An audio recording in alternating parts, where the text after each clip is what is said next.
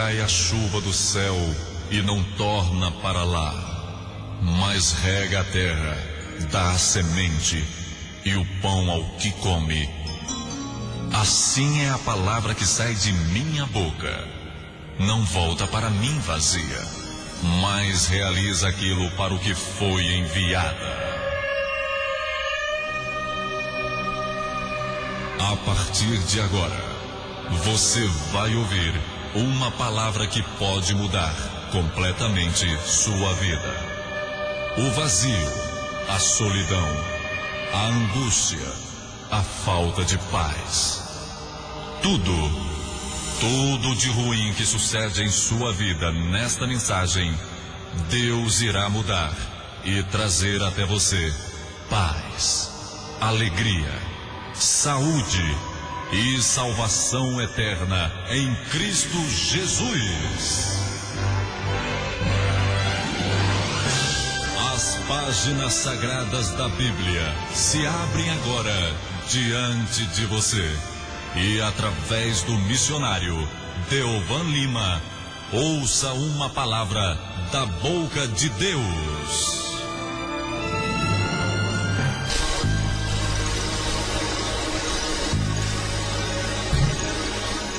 Eu quero convidar você nesta noite a uma reflexão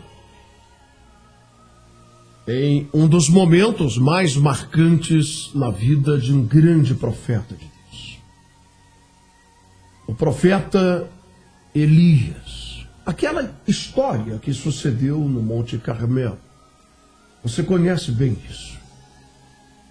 Talvez você já tenha ouvido muitas mensagens que abordem esse confronto do profeta Elias e 450 profetas de Baal.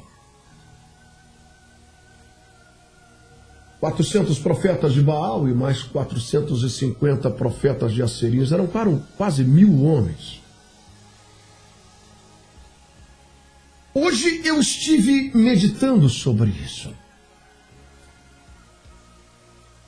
E o Espírito Santo trouxe uma palavra ao meu coração, porque eu creio nisso. A palavra de Deus, ela é viva e ela é eficaz.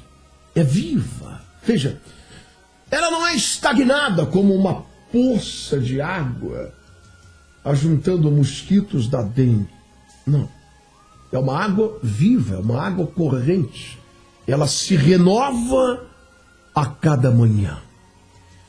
E quando nós temos um coração sensível à voz do Espírito Santo, em um mesmo texto sagrado, Deus, ele revela coisas novas, ele traz à tona coisas novas. Elias encontrou-se com o rei de Acabe e existia naquele momento uma grave seca, já há 3 anos que não chovia em Israel. E o rei Acabe, ele estava furioso com este profeta, porque foi ele quem disse que não iria mais chover em Israel. E ao encontrar-se com Elias, ele disse: és tu o perturbador de Israel? Você é o cara que está criando tanto tumulto aqui em nossa terra. Nós somos o povo de Deus. E você está criando um tumulto, uma agitação, essa seca, essa miséria, tudo isso é culpa tua, porque você rogou uma praga sobre nós.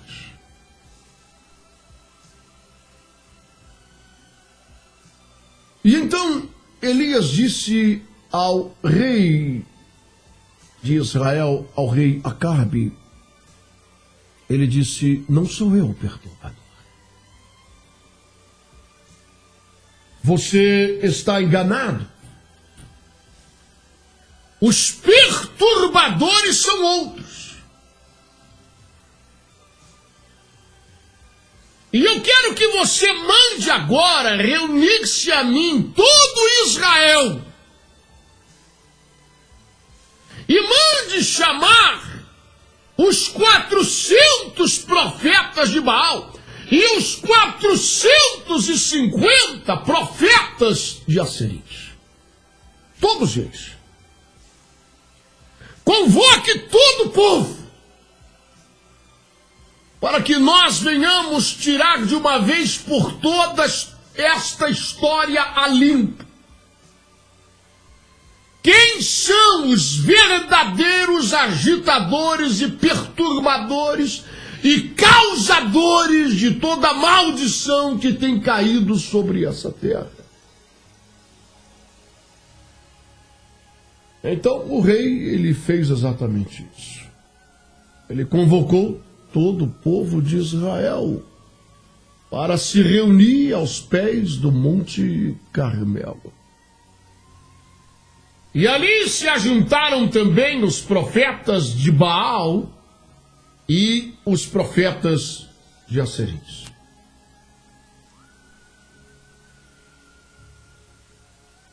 E então Elias, ele diz algo.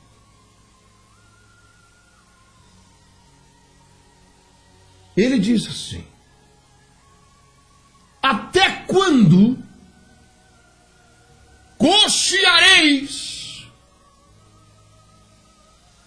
entre dois pensamentos? Preste atenção nisso. Medite comigo.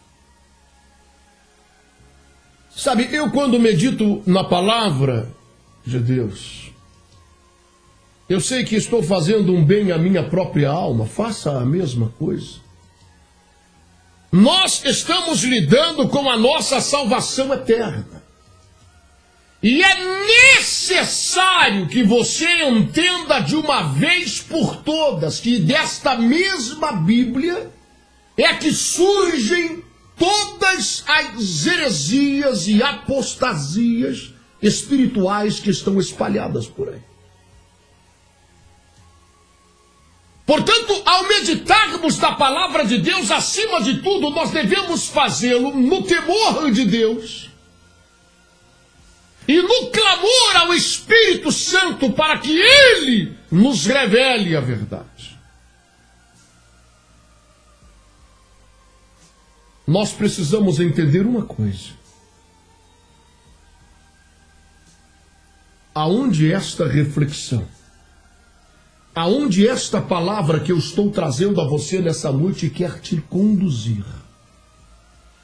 Porque se a palavra que eu estou lhe trazendo essa noite deseja lhe conduzir a uma vida de santificação, ou seja, de separação das coisas desse mundo, e fazer com que os teus olhos se fixem naquilo que é eterno, então, eu estou falando por Deus, porque esse é o Evangelho de Cristo. Se a minha mensagem, se eu pegar um texto sagrado e procurar distorcê-los, e procurar encontrar versículos no Velho Testamento ou no Novo, e fazer uma coxa de retalhos de versículos bíblicos para darem alicerce aos meus próprios pensamentos e às minhas próprias ideias, para conduzir você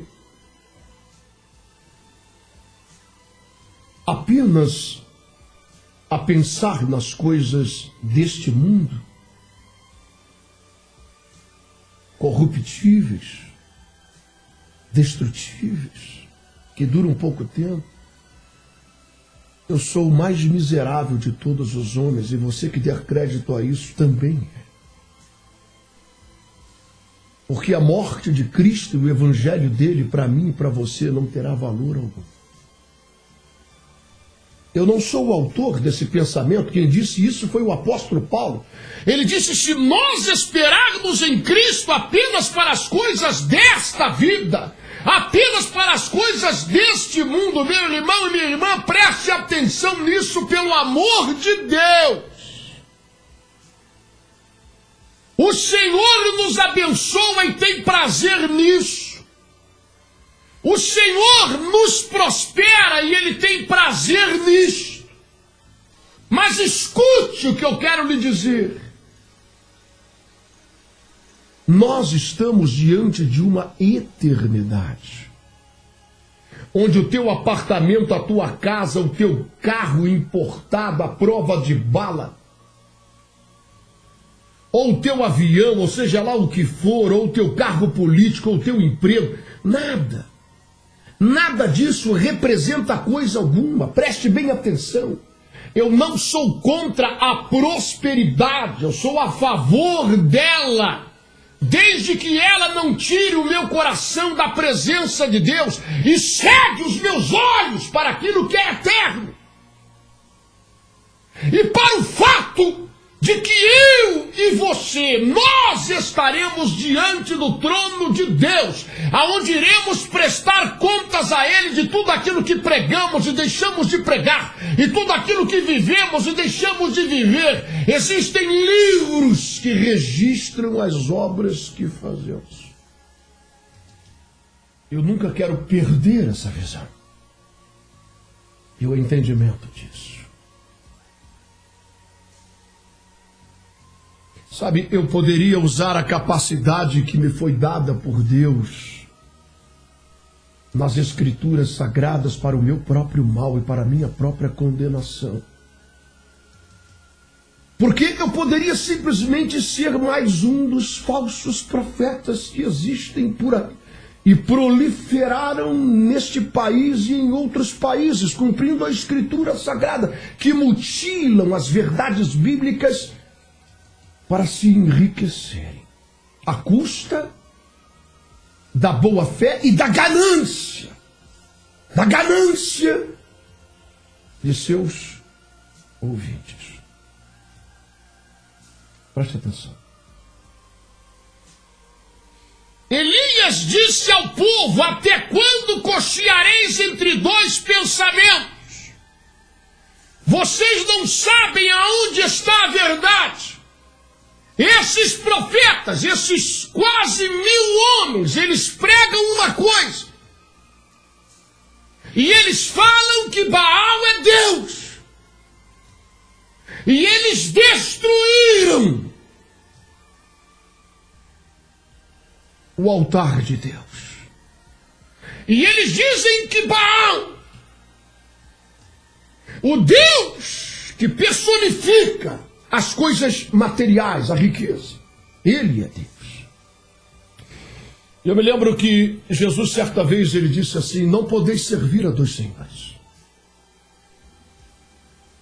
Ou você vai se dedicar a um e desprezar inteiramente o outro, ou não poderá conciliar. Não há como você cochear entre dois pensamentos. Você tem que tomar uma decisão. Não podeis servir a Deus e a Mamon, a Baal, a outros deuses.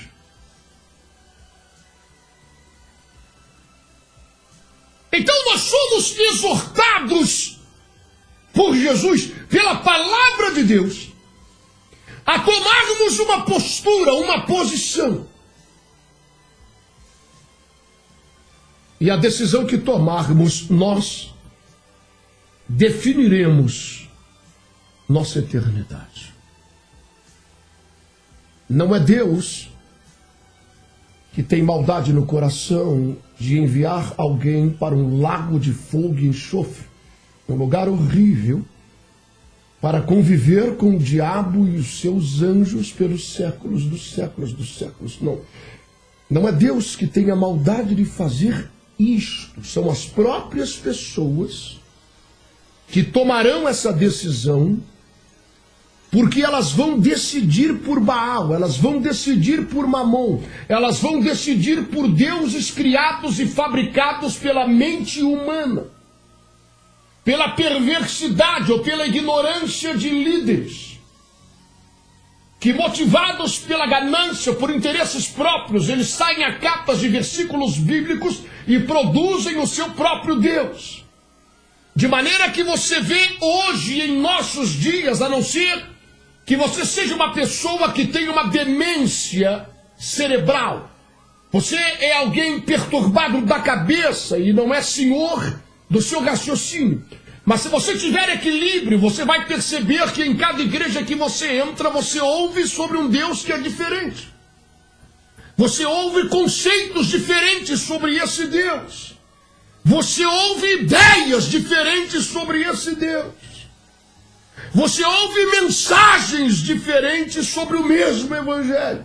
E nós sabemos que a verdade, ela é uma só. Não existe duas e nem meia dúzia, e muito menos centenas delas. Só existe uma. E nós não podemos errar nisso. Sabe, quando o profeta Elias desafia esse povo a tomar uma posição, ele não está falando aos profetas de Baal e nem aos outros profetas de Asserins. Ele está falando ao povo.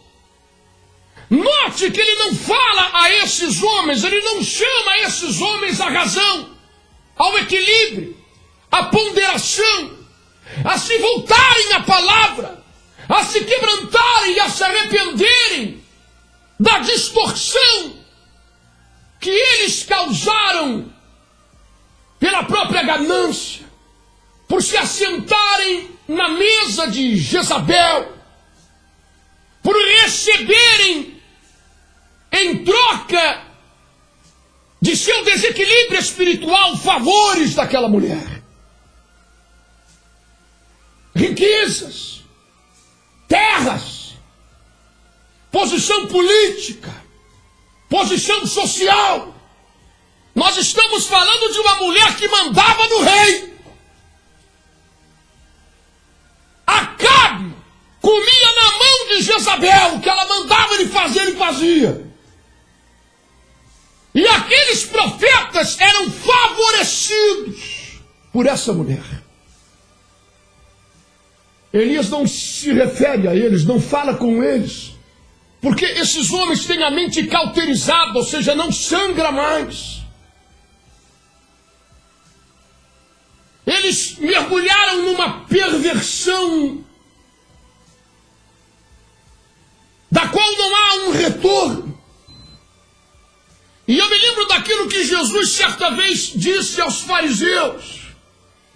E lembre-se, meu amado irmão e minha amada irmã, que nós estamos falando da cúpula religiosa de Israel. Os representantes de Deus na terra eram os fariseus. E aqueles homens se corromperam. E aqueles homens mutilaram as verdades de Deus a ponto de Jesus dizer a eles: vocês transformaram um lugar que é santo, uma casa de oração, em um covil de salteadores. Vocês são ladrões.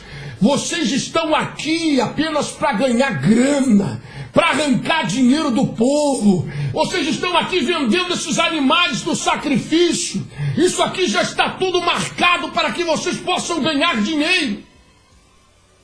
Vocês transformaram aquilo que é santo, aquilo que é puro, lugar de louvor, de adoração, de rendição a Deus, em um covil de ladrão e de salteadores. Preste atenção, Jesus está falando isso à nata religiosa, àqueles que se julgavam representantes de Deus para a nação de Israel, que faziam longas orações na praça e davam o dízimo de tudo quanto ganhavam, e adoravam ser bajulados pelo povo e chamados de rabis, que alongavam filactérios, que tinham prazer naquelas túnicas e naquelas roupagens, não importava o significado delas.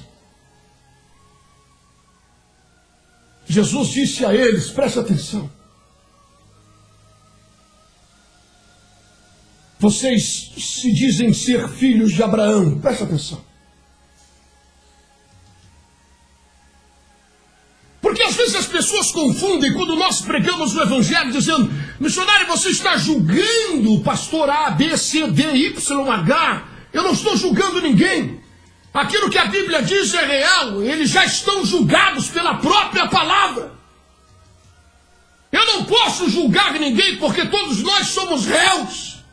Mas eu preciso desesperadamente pregar a verdade, doa a quem doer. verdade não é julgar ninguém. Eles já estão julgados pelas Escrituras Sagradas. Jesus não estava julgando, ele próprio disse: não julgueis para que não seja julgado. Quando ele chegou para esses fariseus e disse uma verdade, ele disse: vocês se chamam de filhos de Abraão, mas eu vou dizer a verdade para vocês agora, para que todo mundo ouça. Vocês são filhos do diabo e desejais satisfazer o desejo do coração do vosso pai, que é Satanás, que é o pai da mentira, que mente desde o princípio. Vocês distorceram as verdades bíblicas por ganância, por interesse próprio. Porque vocês se assentam na mesa de Jezabel e comem lá. Porque vocês têm cargos políticos. Porque vocês têm posição social. Porque vocês têm benefícios dados por Jezabel. Vocês se corromperam. E enganam e iludem as pessoas que estão agora sem saber aonde está a verdade. Estão cocheando entre dois pensamentos. Sabe, meu irmão e minha irmã, eu sou franco a dizer a você. Eu não tenho a inocência e a pretensão infantil de que esta mensagem trará lucidez, quebrantamento no coração de muitos falsos profetas. Pelo contrário, o ódio será ainda maior, porque o coração está inteiramente corrompido e mergulhado nesse lamaçal oferecido por Jezabel. Mas quando eu prego para aqueles que estão cocheando entre dois pensamentos. Porque a grande verdade é que para a grande maioria destes profetas,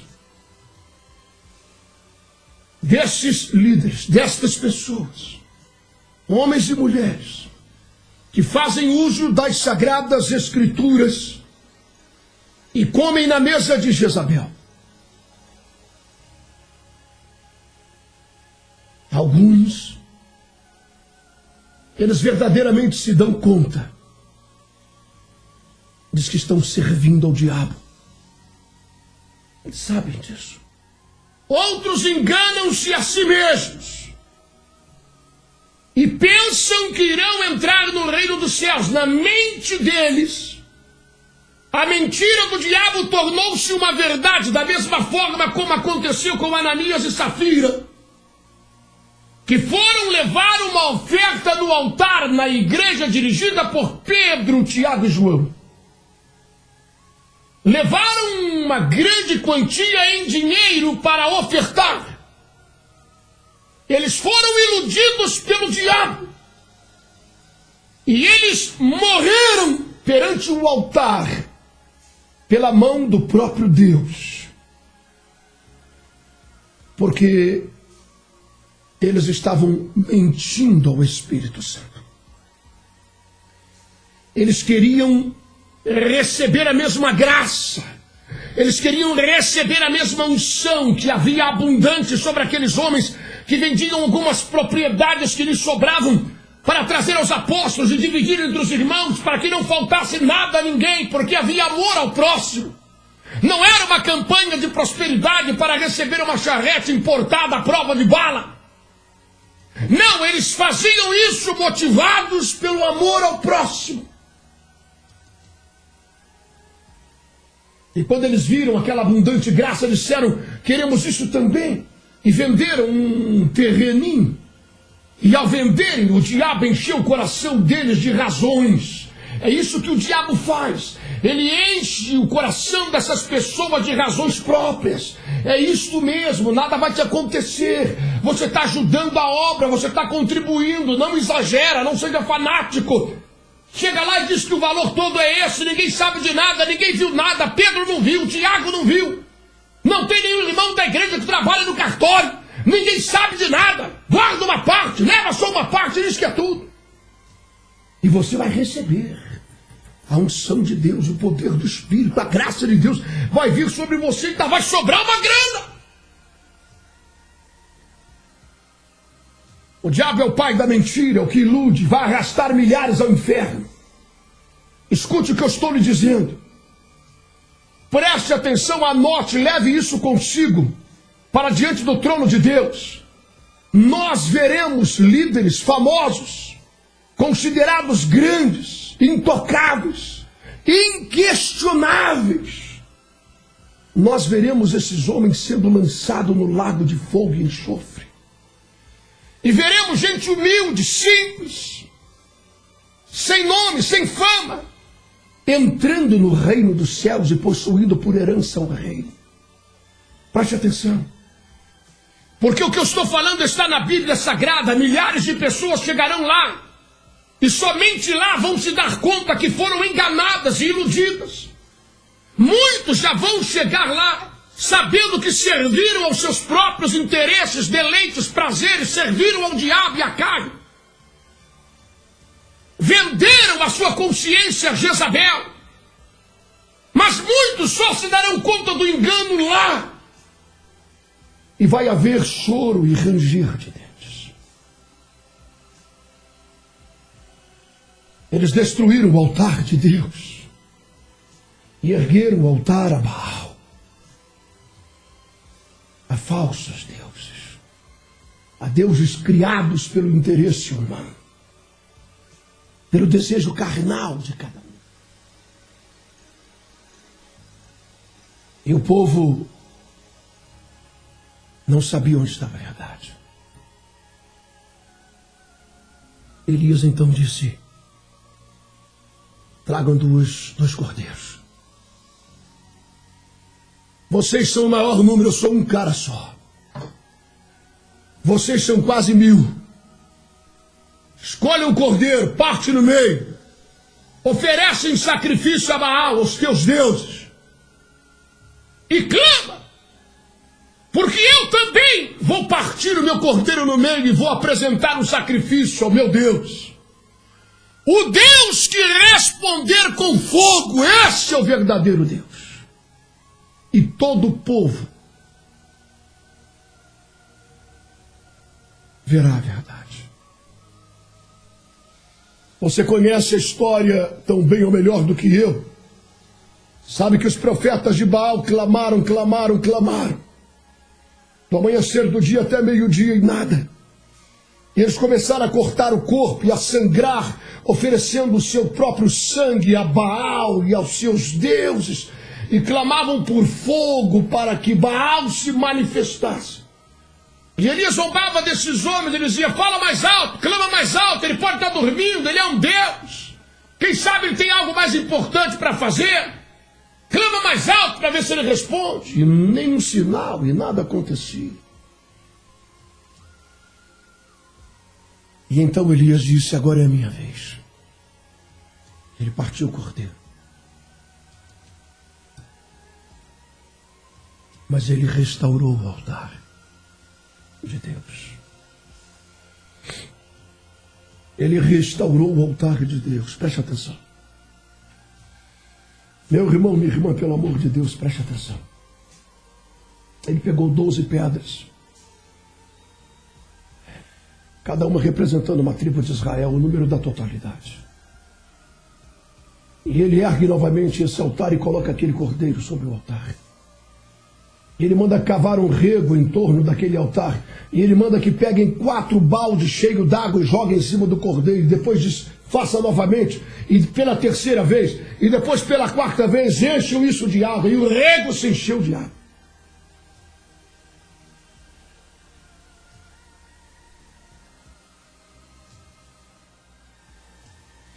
Nós estamos prestes a ver isso. O fogo fala de juízo. O fogo fala de purificação.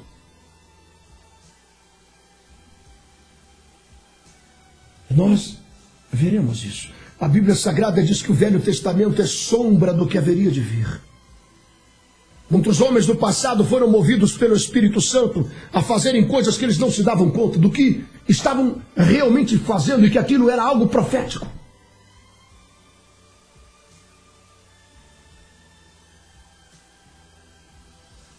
A igreja do Senhor precisa restaurar esse altar. Homens e mulheres de Deus, movidos pelo Espírito Santo, precisam restaurar esse altar e voltar à palavra autêntica e verdadeira de Deus. Porque o fogo de Deus virá sobre esse cordeiro, trazendo juízo, trazendo separação, trazendo purificação. O fogo de Deus virá sobre esse cordeiro. Esse altar está sendo restaurado. Homens e mulheres de Deus espalhados, são poucos, em número bem menores que os profetas de Baal. Mas não importa, esses homens estão restaurando o altar de Deus, pedra sobre pedra. À medida em que pregam a verdade, eles vão colocando essas pedras, e o Cordeiro de Deus está sobre essas pedras. Esse é o alicerce. Sobre esta pedra edificarei a minha igreja, e as portas do inferno não prevalecerão sobre ela.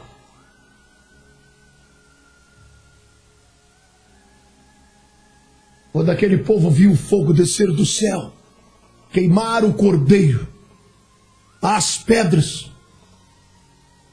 a poeira da rocha e aquele rego cheio de água, quando eles viram aquele fogo descer e queimar tudo isso, eles se prostraram e se curvaram e adoraram ao Deus de Israel. E disseram: o Senhor é Deus. Nos minutos que me restam, quero dizer isso para você. Até quando você vai cochear entre dois pensamentos? Se Deus é Deus, vamos segui-lo. Se é Baal, sigam. Se você considera Baal como teu Deus, se esses deuses extraídos de versículos mutilados da Bíblia Sagrada e arrancados de seu contexto, se esses deuses fabricados pela ganância de alguns líderes, pela ambição de alguns homens e mulheres, se esses deuses são de fato aquilo que você quer, siga-os! Sirva-os! Mas se o Senhor é Deus, o altar está sendo restaurado. Prepare-se, porque quando o fogo vier, é a hora de decisão, é a hora de juízo sobre esse cordeiro, edificado sobre essa rocha. Pensa nisso. A alma é tua, a vida é tua. Faça dela o que quiser. Não dá mais pra ficar do jeito que está. Chegou o tempo, eu sei que Deus irá usar profetas verdadeiros como Daniel. Bem amados, chegamos ao final. Fica na paz e até amanhã, se Deus quiser.